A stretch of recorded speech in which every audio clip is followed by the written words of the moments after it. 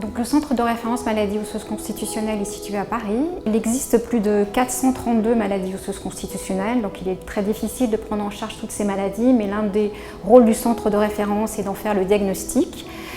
Parmi ces 430 maladies, certaines sont plus fréquentes, avec des fréquences de 1 pour 10 000, 1 pour 15 000, mais certaines sont extrêmement rares, décrites dans des familles uniques, donc il y a une vraie mission d'expertise diagnostique dans ce centre de référence. Donc les maladies osseuses constitutionnelles vont entraîner des déformations, des douleurs, des petites tailles, des fractures, des limitations de mobilité.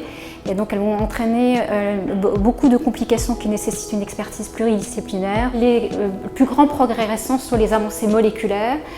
Ces 20 dernières années, plus de 360 gènes ont été identifiés à l'origine de ces maladies osseuses constitutionnelles. Et l'identification de ces gènes est vraiment la première étape qui permet ensuite d'envisager des perspectives thérapeutiques. En parallèle de ces essais cliniques, l'un des grands challenges de ces maladies osseuses, c'est qu'elles sont très rares, qu'elles étaient très souvent décrites dans la période pédiatrique et conduisaient souvent à des décès précoces.